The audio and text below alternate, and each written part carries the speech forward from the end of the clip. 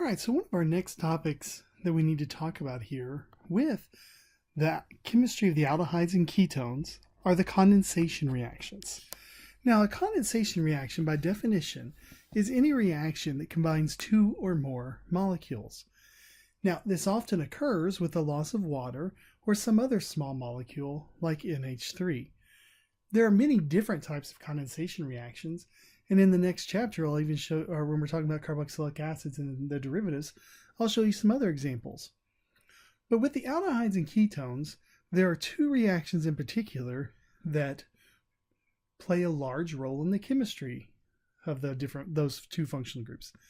That's the Aldol condensation and the Wittig reaction. So let's start with the Aldol condensation.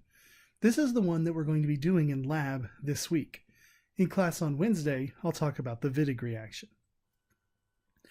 Now, the Aldol reaction is a reaction that occurs between the alpha hydrogens of an aldehyde or ketone and another aldehyde or ketone. All right, so we're going to be talking about two different molecules that we combine together to make one new molecule. Now, way back last semester, we noted that the alpha hydrogens of aldehydes and ketones have a fairly low pKa value. If you remember, we learned that acetone, excuse me, I thought I had my pen turned on. Obviously I didn't. Now I don't know what's going on. This is what I get for recording a lecture at 10 o'clock at night. All right, there we go. All right, remember that we said that the pKa for acetone was at 19. And it got that because when we looked at the stability of its conjugate base, we noted that there was a resonance form that put that negative charge upon the oxygen, which made it look very much like an alkoxide, which has a pKa of 16. So aldehydes and ketones have pKa's of around 19. And so on aldehydes and ketones, we're going to have these alpha hydrogens that are relatively acidic. Now, when we pull that off, what we form is known as the enolate ion. All right, and it gets that name, that ATE indicates it's a negative, and it's the negative form of an enol. The enolate ion itself is stabilized via that resonance. So here's our enolate, and then this is the resonance that stabilizes it.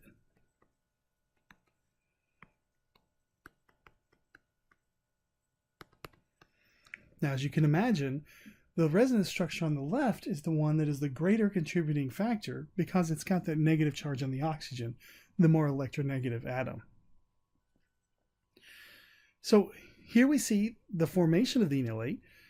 We're taking acetophenone, we're reacting with sodium ethoxide, and we're forming that enolate. All right. Now, in this case, notice that is an equilibrium process. The acetophenone has a pK of 20. The ethanol has a pK of 16. So in this case, our reaction is favoring our starting materials. All right. But there will be some enolate present. And by removing that enolate, by reacting with something else, we're going to be able to form more. All right, so the Le Chatelier's principle state is we pull something off of the right, the equilibrium is going to shift further right to make up for that. And so that's going to be the driving force of our reactions here. So even though the ethoxide has a lower pKa of a conjugate acid, it's still going to be strong enough to pull this off to some degree to allow this reaction to occur. Now, we've seen something like this before, this formation of this enolate ion, back when we talked about the keto-enol tautomerism. All right, the intermediate for that keto-enol tautomerism under basic conditions was this enolate ion.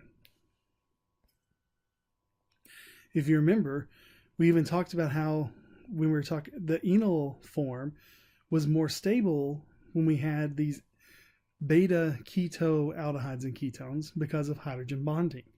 All right, so there are going to be times when these enol forms are more stable, right? And even so, we saw this again when we were talking about the phenols, all right? Remember that when we did the Claisen rearrangement or the Colby carboxylation, both of those resulted in the formation of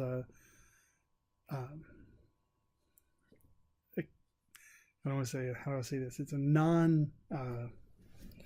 cyclodienone, like you see there on the left, right? It's a non-aromatic ketone, but we could go through the ketone tautomerism to form the aromatic compound, which is going to be more stable. So, with this enolate, we're going to learn several new reactions that we can do. Now, the key thing here is we're going to be able to form new carbon-carbon bonds by using them as nucleophiles or by using them to attack other carbonyls. All right, and that'll be our aldol. So here you see an example of an enolate working via an SN2 process. We form that enolate by reacting the aldehyde or ketone with the sodium hydroxide, and then we're throwing in the primary alkyl bromide, and we're getting that SN2 reaction to occur. Now, all the standard conditions for SN2 are going to need to be there. We're going to be either dealing with primary or methyl alkyl halides. We want to have our enolates be as small as possible. And this is always going to be in competition with carbonyl addition, the so-called Aldol reaction. And so if we're going to do this type of reaction, we're going to need to make sure that the alkyl halide is used in a huge excess.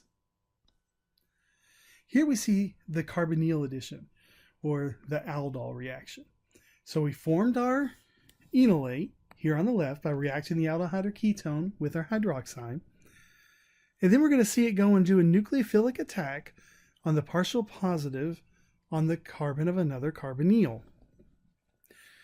Now, what's formed is that tetrahedral carbonyl addition intermediate, all right, that same tetrahedral carbonyl intermediate we've seen formed before. And if we're in acidic conditions, we can just protonate that and have our alcohol product.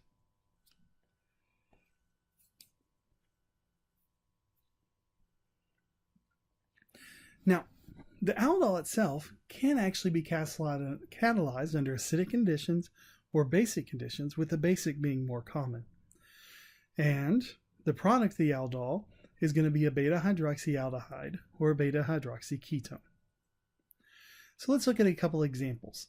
Here we have ethanal reacting with itself to form 3-hydroxybutanal. So the ethanal is going to react with the NaOH to form the enolate.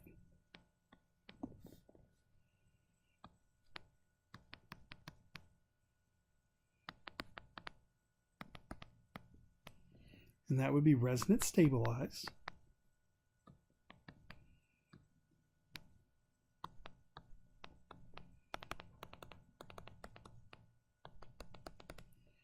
It looks like that. But then that enolate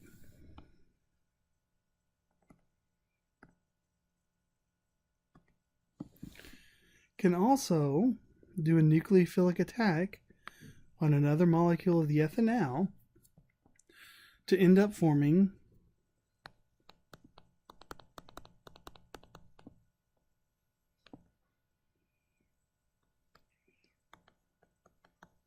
this guy,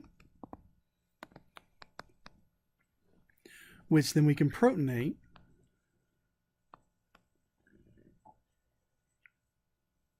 from the water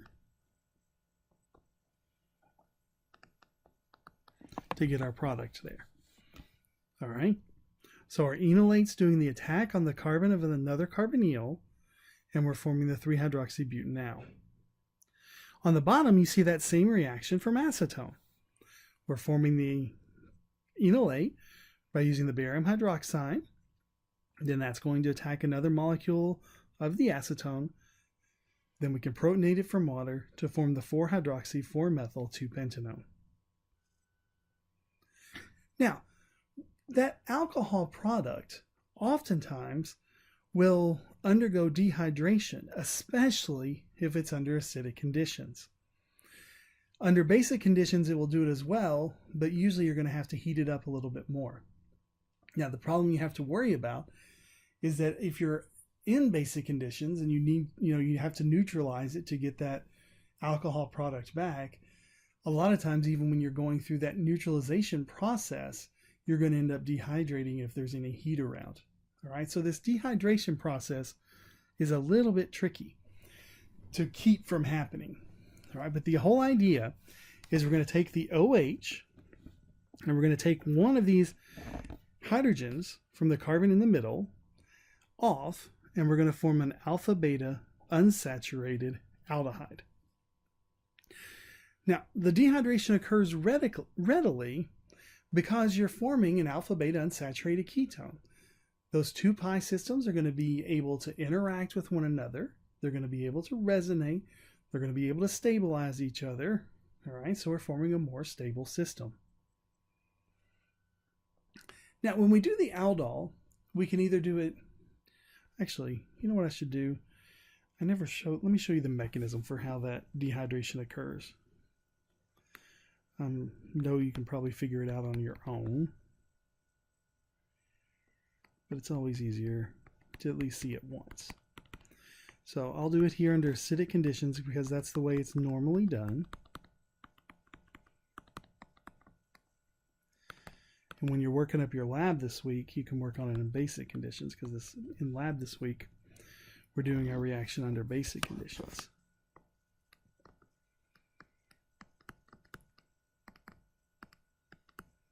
All right, so first, as with any acid catalyzed reaction, I don't know why it keeps going to the next slide there. We're going to protonate first. Then water is going to take off as our leaving group. And we'll form the carbocation,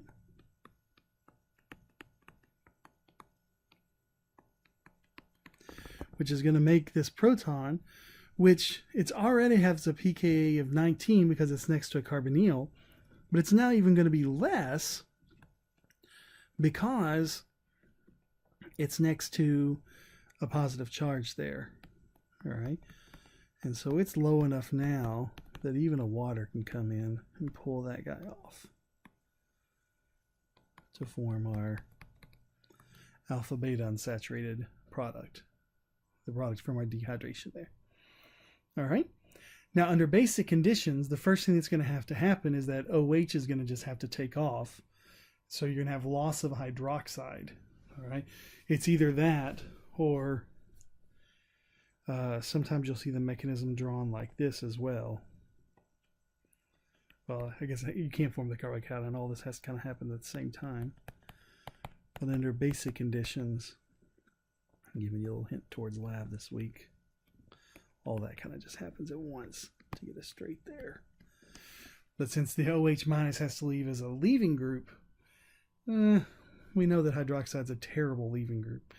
So this isn't something that usually happens unless you heat it up. Now, all the aldols I've shown you so far have been what we call just a normal aldol, because the material we're starting with and what we're attacking are the same thing. We can also have a crossed aldol or a mixed aldol. And in a crossed aldol or a mixed aldol, you're going to choose one of the materials because it doesn't have any alpha hydrogens. So you can't form the enolate from it. So we're going to start with one of our compounds, the one that we can, in this case, the acetone, that we can make it into an enolate. We're going to add the base to it as quickly as possible so that we can convert it all into an enolate, so that there's nothing left for it to attack itself. And then we're going to throw it into an excess of the material that doesn't have any alpha hydrogens. That way we only can form one product. All right, so here you have acetone reacting with formaldehyde under basic conditions to form the 4-hydroxy-2-butanone. All right, and in lab this week, we've got ketones and we've got aldehydes. The ketones are going to have an alpha hydrogen on them, but all of the aldehydes have been chosen because they don't have any alpha hydrogens on them. All right, so our ketones have alpha hydrogens, but the aldehydes don't. So here you see some ideas of things that we can use for potential crossed aldol reagents: the formaldehyde, the benzaldehyde, the furfural, or the 2,2-dimethylpropanol. None of those are going to have alpha hydrogens to be turned into enolates. So these guys can only be attacked by an enolate. So here you see an example of that. You've got the furfural reacting with the cyclohexanone to form the aldol product. Now, one thing to note, that if you have a huge excess of the furfural here, that it can actually happen again, because there's another alpha hydrogen over here on the other side. And so we can actually get the double addition where we end up having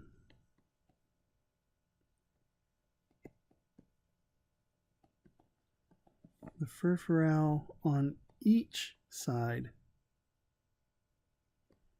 being added.